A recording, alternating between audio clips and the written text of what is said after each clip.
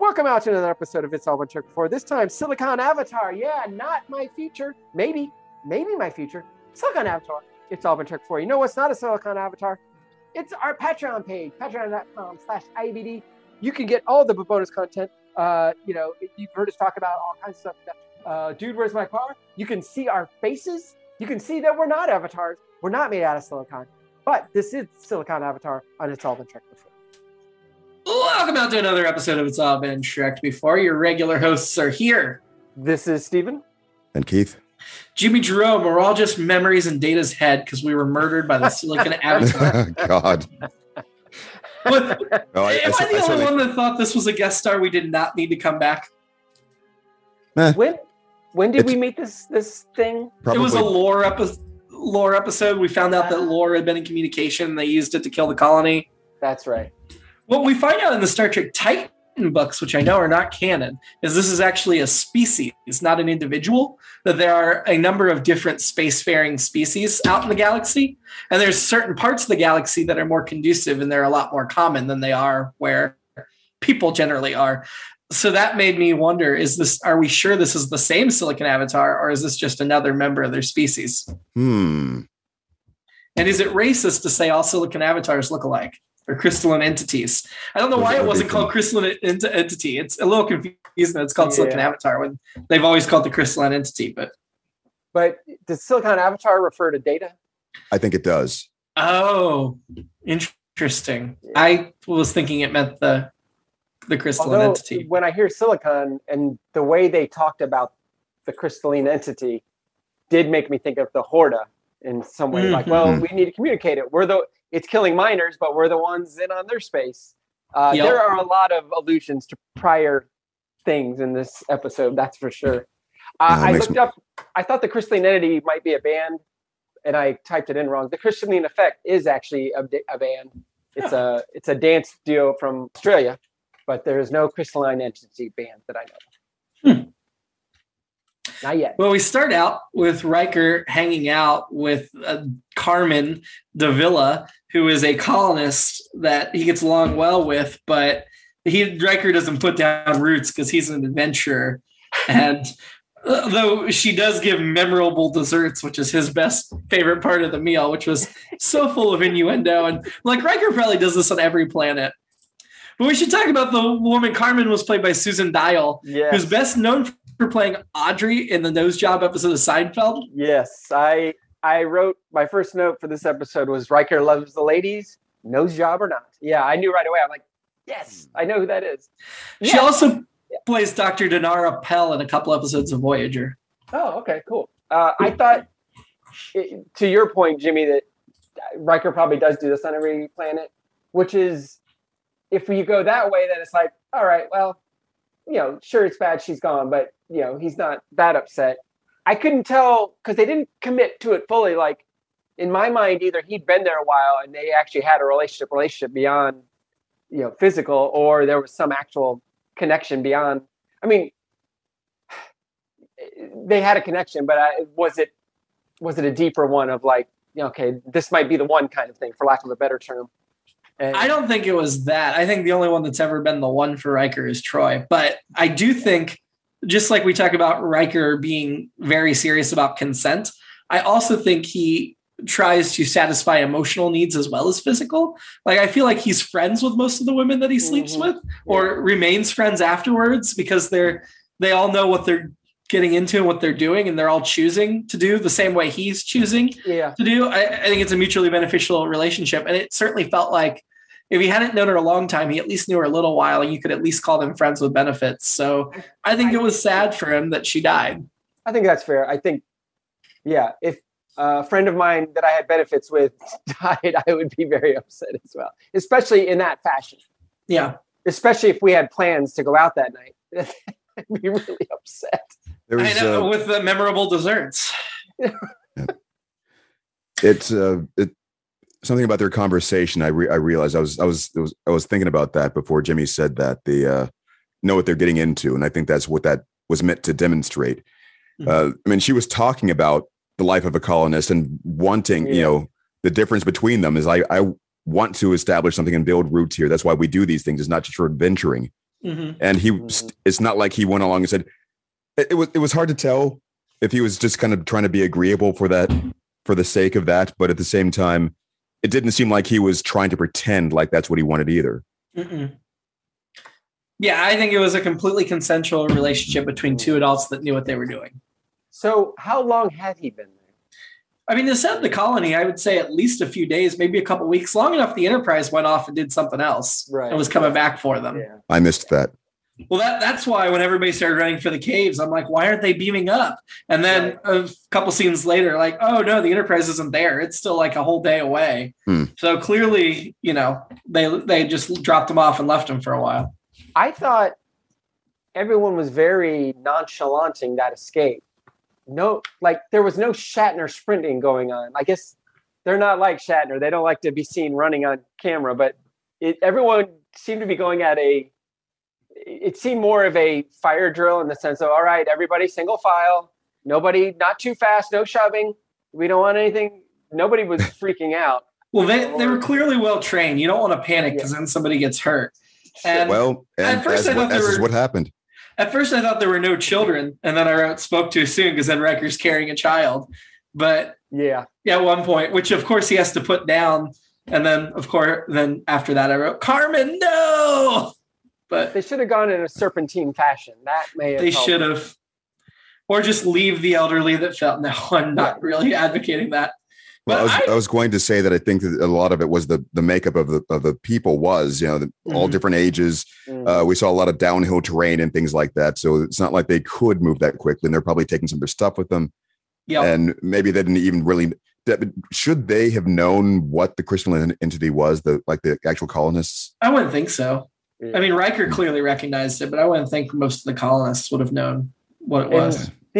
These might have been the slow people, and that's why he was behind helping them. The fast people we didn't see; they were already there. Okay. Yeah. One of my notes that occurred to me there was that based on what we saw Data doing in like the pilot episode, they showed us, look at him traversing all these rocks and going to help Wesley out of the water. He was probably slowing himself down intentionally to stay with the group. Yeah. We saw him ahead of them at first, so I thought that was interesting. And that's why Riker brings up the rear. Their job was to protect them, so they're not going to run fast and leave them. Yeah. Though wouldn't it have been if Data had his motion chip? Wouldn't it have been great to see him panic and run faster than everybody else? Like George in the episode of Seinfeld when the fire breaks out and he's pushing. Awesome. The one with both of the clown. He's living in the past, man. Yeah. So they get into the cave and they seal it and they hope that protects them. And of course it does, but new power for the phasers. Apparently you can make light with phasers, not just heat on the rocks. There you go. The multifunction. Yeah. I mean, I guess it would have something to do with refractory metal or something he was saying was in there. Perhaps you could heat it up like a filament or something and let it, but it's hard for me to imagine you could do it and have it stay like that for that long. As opposed to having to just keep like be really annoying how often you have to turn that light back on. It's like the hand crank battery every couple minutes, flashlight or whatever. Yeah, this episode felt like it was going to be a Riker-centric episode, and then 15 minutes in, it became a Data-centric episode, as opposed to we've had 2 Picard episodes in a row, so it was kind of nice to have somebody else, but I was actually kind of disappointed when it didn't stay a Riker episode. I feel like we don't get enough of those, and I enjoy them. Is he doing a lot of directing now or something in this He did start to direct the series this season. Yeah, because it seems like a lot of episodes where he just kind of pops in for a bit to, little. Yeah, I mean, he didn't direct the last episode, and he did not direct this episode either. It was Cliff Bull, another one of our regulars. Story by Lawrence Conley and written by Jerry Taylor, who we've talked about at length as well. Lawrence Conley, who's story by, this is the only IMDb credit for Lawrence Conley. So, yeah, I don't know if it was a directing thing. I mean, it generally feels like for most of the Next Gen ensemble, they get 1 or 2 episodes a season, and then they're not in the show a lot. It just felt like Riker used to be in the show more. Certainly. And it's disappointing to me.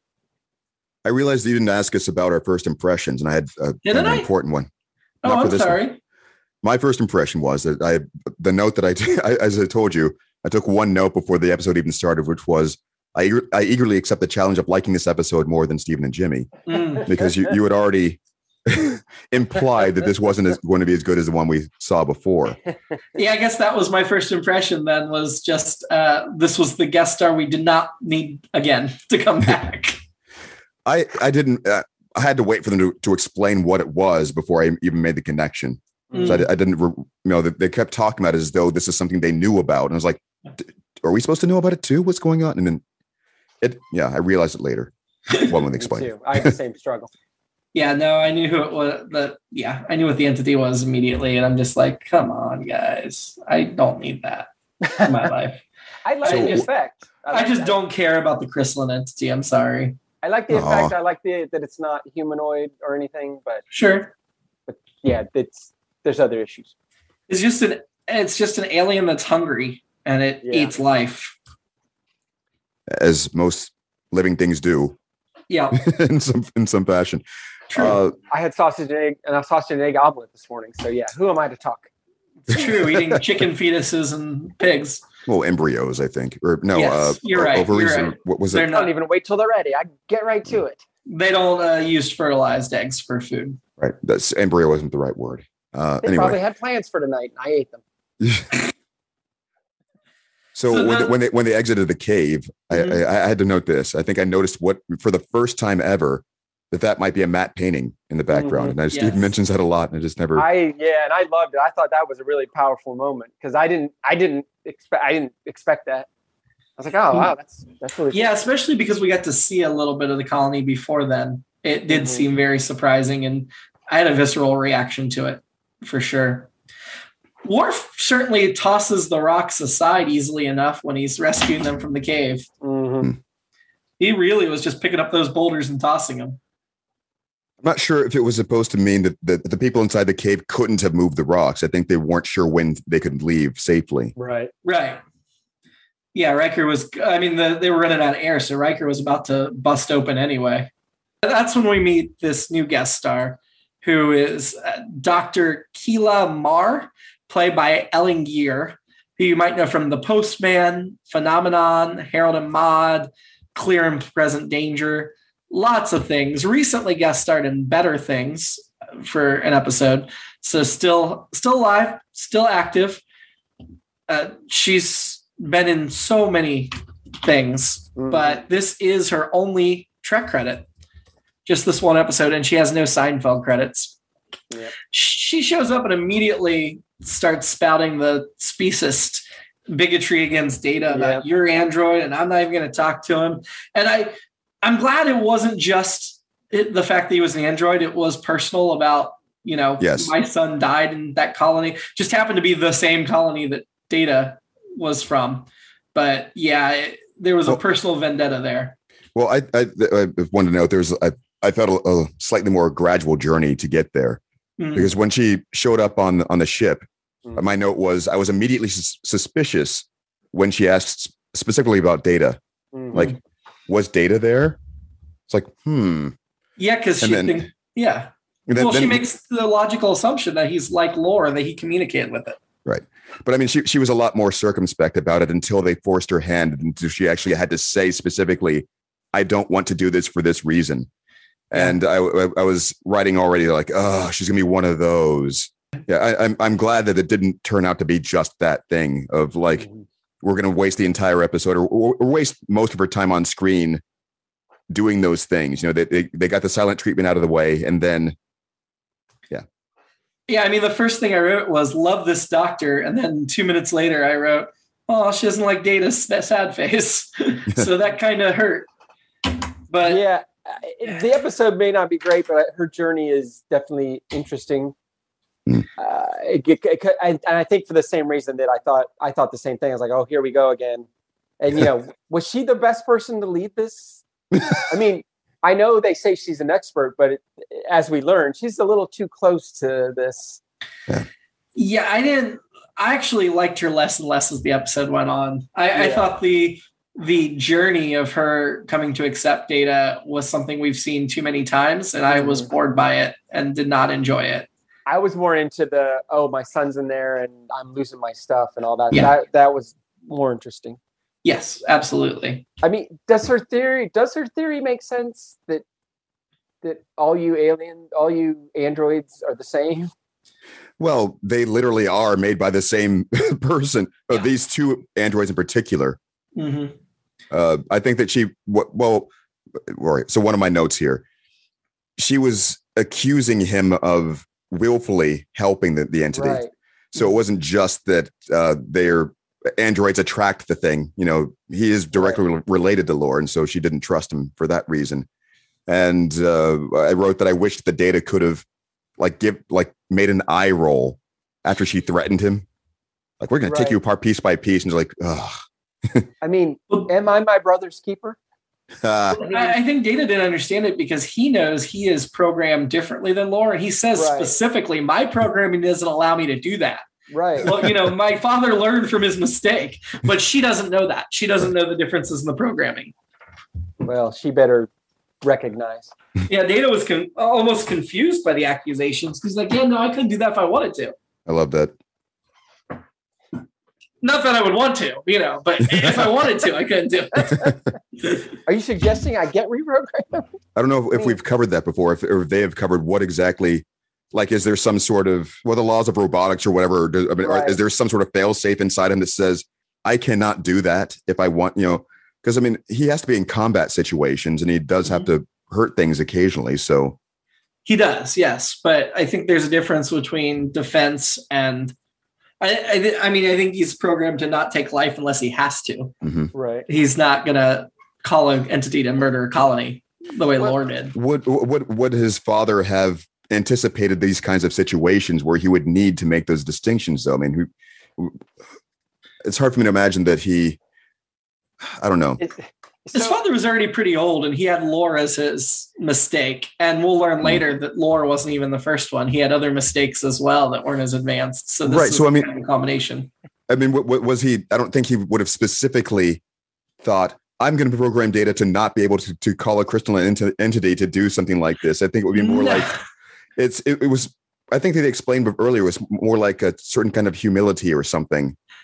Yeah, I think it was more like Lore was mean to the colonists, so he programmed Data to protect the colonists, you know, that sort of thing. And that extended to his Starfleet training. So is her argument then, you know, when Data's like, well, I'm not programmed to, that's just what somebody who was programmed to actually do that would say. Actually, that would be a reasonable thing to think too. Right? That would be. So is Picard making the right decision by saying, no, you're working with Data anyway? Because Yeah, but I don't know. I feel like maybe he should be like, okay, you guys both investigate this and file your reports, but you don't need to work together because clearly there's some animosity here. Yeah. I like this. I think that's when you call Starfleet, like, hey, send somebody else out. He's not going to work. I liked his reasoning in the sense that he wanted to. I think that would be the next step, but I think he wanted to verify exactly how. I mean, we saw that eventually they did seem to work very well together, and it looked like she was, you know, going to have grown for the better for the experience. And there was just something. Once they got to the point where their goals didn't align, then that was the problem. Well, I think right away her argument fell apart because if Data had done that, why were the colonists all still alive for the most part? Right.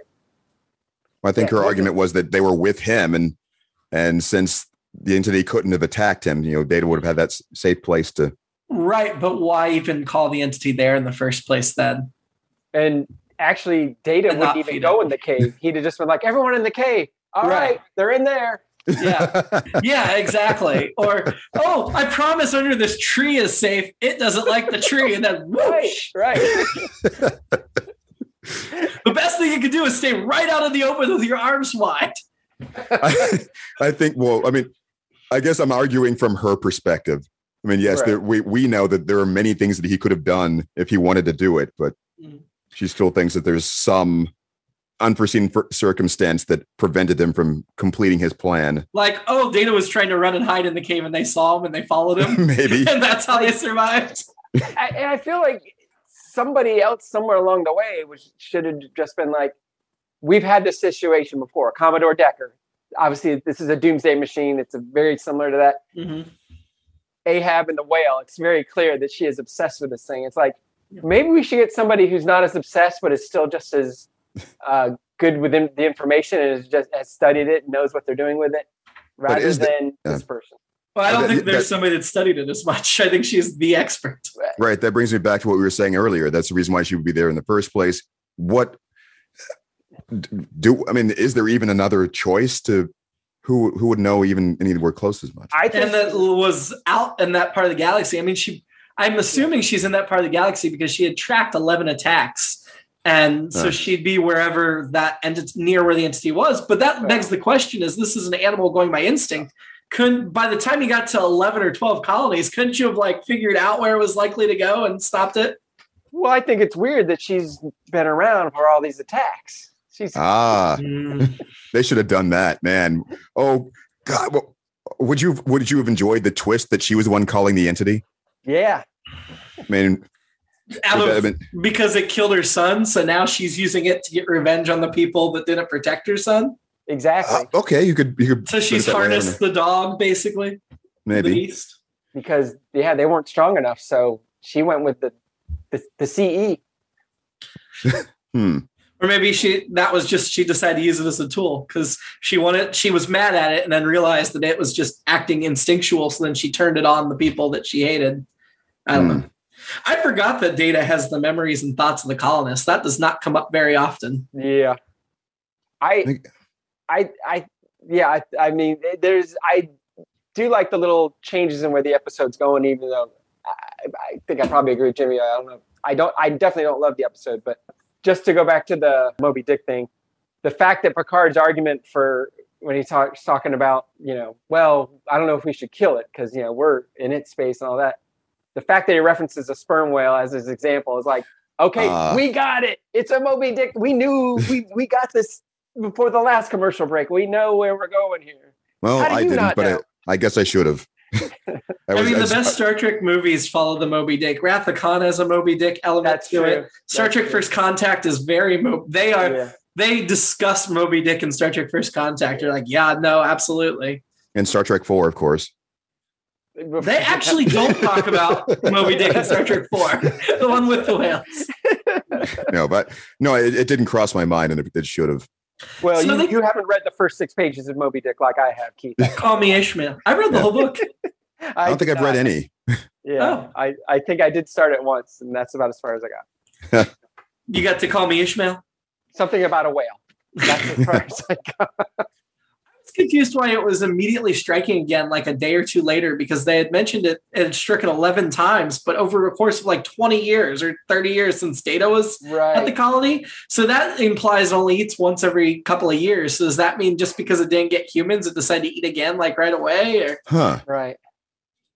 I don't know. It felt like they did not have a clear understanding of what this entity was or how it behaves. It was used for story purposes, but not well thought out. I would have liked to have actually seen, now that you mention it actually eating something or getting some nutrient, or is it actually brushing the surface, or is it from the, that beam was a giant tongue or something. I don't know. I mean, it doesn't eat the way we eat, obviously, but that beam got the nutrients. It seems like there should have been more urgency to deal with this thing before now. Because the Doomsday Machine was like, oh, this thing's eating planets, which essentially is what the CE was doing here. Yeah. So. Yeah, I get her confusion when she's like, you're just going to kill it, right? Picard's like, no. And she's like, but why not? Because I feel like we've seen Starfleet, even though we know Picard doesn't just kill things for the sake of killing things, we've seen plenty of other Starfleet officers that will. So. I like, the conversation with Riker about it. I liked that they had that discussion as well. We always talk about this. We got to see the arrogance of Picard play out, and that sort of lofty ideal of I'm certainly right. I embody the ideals of Starfleet, and this is what we would always do. And you're being petty and not, you're letting your feelings get in the way, Will. And he's like, what? I'm really appreciating seeing that glaring flaw of Picard's personality this time through, which I'm sure I did not pick up on as a child. Right. That arrogance.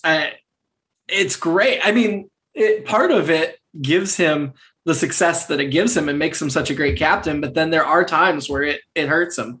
Why didn't the CE, maybe it couldn't do it, but, and I'm just assuming other planets have a magma core like Earth does, but wouldn't that be an energy source? Sure. I mean, different things eat different things. That's fair. Yeah. And get energy different ways. You're calling him the CE. I'm going to call him Chris. I'm going to call him the CEO. No, it's funny. I wrote in a note earlier, during the episode, and I actually wrote CE before Steven started saying it. The doctor admits she was wrong and starts liking Data 26 minutes into the episode. And I mentioned it doesn't even become a Data episode until 15 minutes in, and she shows up after that. So most of this episode is not her struggling with her bigotry. That's actually dealt with fairly early on, which I'm glad, because I did not want to watch that episode. No. That was several of my notes there. One of them, as I said, at least now they, I guess the writers or whoever realize this is not necessary. We can, you get the idea, done. We're not going to waste time on that. Jerry Taylor wrote it, and she's all about the character stuff. So I think she really wanted to get to write those scenes about the sun and everything. Yeah. That feels very Jerry Taylor. Yeah, I thought the episode and her acting, the actress, got better after that. Yeah, because it just got more interesting. And I did write down. This goes back to conversation. I did write the note. I don't fully understand the entity's needs, and clearly I don't, because we don't. And I guess we'll never know, because we'll never know. Since we can talk. I liked that Riker is going to write a letter for Carmen. Like, I liked that callback later, that other moment Riker gets. I did notice, though, as he goes to leave Picard's office, he stops right in front of the door. And Picard's like, number one, something else. And he turns around and talks to him. But if that door opens automatically when you approach it, he was right up against the door and it had not opened. So this goes to the argument some people make that it has to be a telepathic door that knows when you want it to open, it knows when you don't. People said that before. I didn't know that. That's funny. But I usually don't notice, but I noticed this time how close he was to the door and it hadn't opened. Yeah, and doorbells and so forth. Because I mean, like let's go back to the Ensign Row episode. She's in her quarters. It rings a couple of times, and she actually said what? So I guess automatically that is. They can hear through the door when she wants them to hear them. Right. And then it doesn't open automatically until I don't know. Do they have to? So I think we've established that you can ring the doorbell or you can just enter, but how the door knows whether you want to ring the doorbell or just enter, I don't know. I guess if you approach but stand next to the door, but what if the doorbell's on the other side of the door and you're trying to reach over for the doorbell, but you activate the door and you're like, somebody's standing there naked and they're watching you reaching for the doorbell. Oh, sorry, I didn't guess. So the doors don't work consistently, I think is the point. Well, I mean, are any of them automatic as far as I think the crew quarters would probably have to work on a touchpad only system. Yeah. It depends what the script says for that week. Yeah. I think the sliding doors at Kroger are telepathic too, because every time I approach it, I'm like, I want this door to open, and shh. But have you ever approached it and not wanted it to open? No. Try that. Okay. Try somebody follow behind you that you want to say one more thing to, and stop right in front of the door and get ready to turn around and see if it. I'll have to think real, real hard. Just solely that thought and block out everything else. All right, I'll try it next time. Okay, report back to us. All right, we'll report back. That'll be a special episode. Sure. Data's look after saying her son enjoyed her physical attributes. Oh, talking about the girlfriend. When Data's talking about, she asked what her son thought of the girlfriend. And, well, he enjoyed her physical attributes. The look on Brett Spider's face after he said that was very funny. I didn't catch it. The asking Data to sound like her son, that's got to be overstepping a boundary, right? Yeah. It was interesting. They reestablished earlier in the episode that Data shouldn't have any feelings about it one way or the other. And they certainly stayed consistent about that, I think, for the purpose of the story. And I like the way it worked. It's like he didn't, there was no judgment or shame or any of it, any of these interactions. It was just, sure, you want this? Okay, you asked me to do it. And even, the sick burn at the end, essentially, about this isn't what your son would have wanted. Yeah. That was did not, I really just honest, that. Just harsh truths. See, I think there was no reason for Data to hesitate because he hasn't been faced with that before, that question before. And I think if somebody else asks him again, he might think twice about just giving them what they asked for. Hmm. I was surprised when the entity appears on the view screen, the doctor's reaction is, oh, it's beautiful. And I'm like, really? After as much as you hate this thing, and I've been tracking it, and I'm sure you've seen pictures before now, that's going to stop you? Oh my God, it's beautiful. I did not buy it. Maybe it was a ruse. I hadn't really thought about it at the time. Well, she wanted the people around her to think that she was being cooperative, and so she could. Yeah. Gotcha. Maybe. Or is it like in Jaws? I'm like, oh, that's a 20-footer, 25. This was one of those cases, though, where Troy's abilities didn't kick in till later because she didn't even comment on it until we were well down the path. And then she's like, something's wrong with the doctor. And we're like, yeah, no, we know. We can see that. Couldn't you have warned us before she locked us out of the controls? She was just that good. She was method acting. That's why she was like, oh, this is so beautiful. I love this. And convincing herself. No, I mean, I think some of it could have also been just scientific curiosity.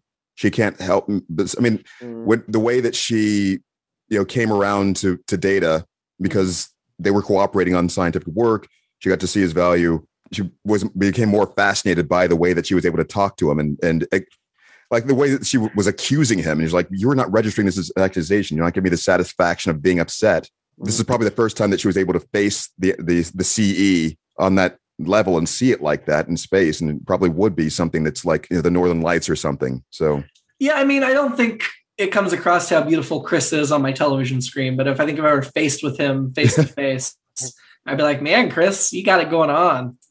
I, like Troy, felt like I should have seen it coming, the end, her blowing it up or whatever. But I didn't. I was very disappointed in myself. And Data waits way too long to try to stop her. Like, even if she locked him out, I think if he'd started a minute earlier, he could have. Right. I did like Picard's look of sickness on his face, though. I thought that was, once again, a good acting by Patrick Stewart. Because I guess if they communicate and the things like, hey, I just need energy, and they're like, well, we can just feed you a power plant once every 3 or 4 years. Yeah. But then I did read someone online was like, no, it killed too many people. They still had to destroy it. And that's a different philosophical argument altogether. I kind of wish they could have gotten to the point where they did establish an actual language, just so instead of going silent, the CE could have said pain. See, I don't think Chris is advanced enough to have language. I think it was more animal level, not Horta advanced, more animal. The Star Trek Titan, and I know my opinions are colored by that Star Trek Titan book I mentioned, where he's like, the Riker and crew are exploring that area of space where they're finding more of these types of aliens, but most of them are more animal than sentient, and that colors their interactions with them. And I really appreciated a book getting to explore that. I wish we'd gotten the television episode or episodes that explored that more in depth. So do you think that it was sort of like the equivalent of like meowing at them or something when they started noticing a pattern? Hissing. Get away. This is my planet. I'm Chris. Then again, the CE might have been like, you know what? We really enjoy the way we're eating right now, the way we get our energy now. So we're good. So if you could just submit, we will devour you right now. That's what it would have said on Lower Decks when they talk to it. Right. In just that tone and cadence. Yeah. We get to see some more Data's limitations in this episode, how he's not going to be happy or sad. That's just not his thing. Mm. And like you already mentioned, the zinger, he lobbies at her about her son. But man, it's a real downer of an ending. Most episodes don't end like this. Yeah. I liked it. I liked that he was like, no, you really screwed up here. Fashion. I mean, we all said Chris was looking banging, but the doctor was the only one that had anything different. And I guess she dressed fine for a scientist. Yeah. My alternate episode was, I think it would have been, I mean, it's kind of become a trope now, but would have been interesting if recalling her son's memories, he'd like taken over Data's body, and then we had to deal with issues of individuality and all that. Yeah, on that note, I wrote down that it reminded me of in Solo when they put the droid into the computer. But it didn't go this far here. But in theory, those memories are in Data, but it's not really, they don't really influence the way he thinks. Right. they're just available to him. So it's not like Doctor Who, where the Doctor those are all part of his personality. These are just like memory files. They're files he can look at. Yeah. My alternate episode, besides Doomsday Machine and Moby Dick, was the Riker Carmen romance. Whatever that relationship was, would be just seeing that romantic comedy, or I guess tragedy now. But up until this episode, before this episode, more of a rom-com maybe. You would have wanted to get more invested in the character before they had to kill her. Yes. It's like if in She's All That, they killed Rachel Lee Cook immediately the next in She's All That too. A bag of chips. Wow. It's really good. So I just remembered something I was thinking about during the episode, especially during the scene where he was reading the letter, or the journal entry as the son. And this is the sort of thing you notice, especially when you're doing voiceovers. The kid was putting a lot of oomph into it. It wasn't just, I mean, he was doing like the things where you have like the little laughs and pauses and emotes and things like that. And I'm had to start thinking about how Data would have accomplished that exactly. Is it sort of like holodeck level improvisation? Was it seems like something that he wouldn't be designed to have to try to do. How well, I mean, they mentioned that he had some of their actual memories as well. So is he remembering exactly how the kid sounded and extrapolating what he thinks how he would have delivered the line, things like that? I thought it was an actual audio journal that he had absorbed. That could very well be. Yeah, maybe he wouldn't be like writing it out on a piece of this is the future. So yeah. I mean, ideally, we talk about this a lot, that really it would probably be a video journal. And I don't know how Data would display that R2D2 style, but his face can holographically transform. No, it would be more like a Teddy Ruxpin. Would know to where his mouth movements don't match the words being spoken at all. Well, just to go back, I think if if a loved one were in this situation, I think I would want to hear their voice. Yeah, if I could. I don't know if I think I'd want to hear it, and I'd be creeped out once I heard it. Right. I think I guess while we're on alternate episodes, if it's a loved one, like it's an ex or whatever that you never got over, then that becomes a different thing. Where it's like, hey, Data, you have my ex-girlfriend's memories in you. Can you play those or whatever? Or ex-boyfriends, whatever. Either way, it can go either way. Or if you're having trouble getting over your ex and you want him to have intercourse with you while he speaks to you in her voice. I guess we're skirting around that. Oh, it's always going to go to that. Yeah. Tasha Yar's like, talk to me like you're Robert Goulet. So essentially... Or who's an attractive man voice now? Benedict Cumberbatch. Data's a high-end sex doll is what we're saying. Obviously. He's programmed that way. Something. What's he going to do? Oh, okay. I just thought of... Idris Elba. Data, talk to me like you're Idris Elba. That would probably happen. I just started thinking again about the engineering that someone would have to do to have his mouth movements match up with the audio that he's producing, even just in his own voice. And I wonder if he's designed to actually simulate having vocal cords and lungs and pushing through and things like that. Have you seen blow things before too? Be changeable, right? Yeah.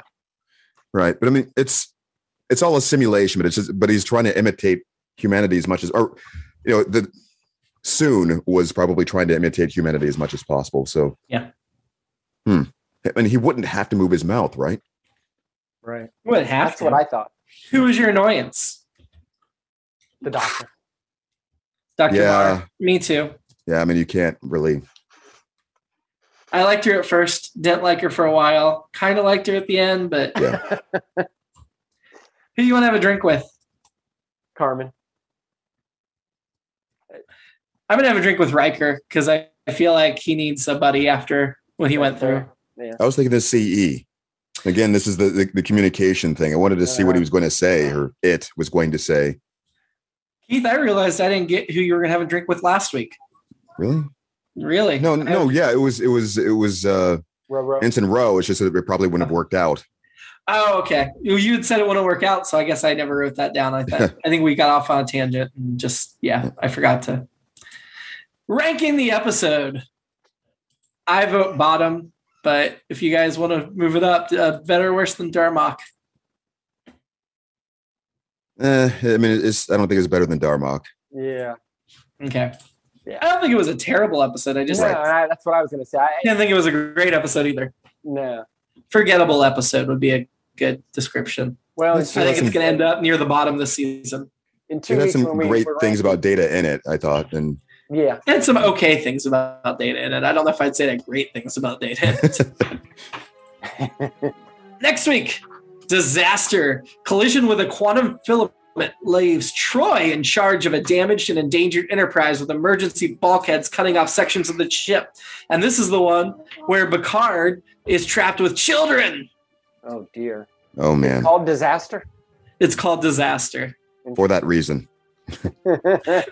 And Troy's in charge of the ship, so you know it's going to be a disaster. Oh, boy. It's a Troy episode, folks. Here's the clicker.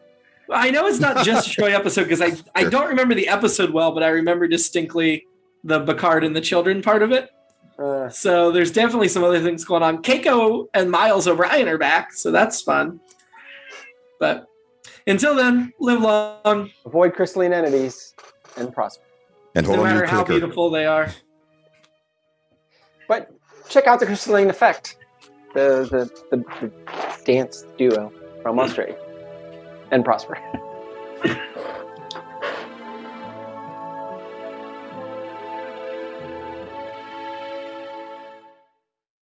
It's All Been Done presents Who's Got the Time?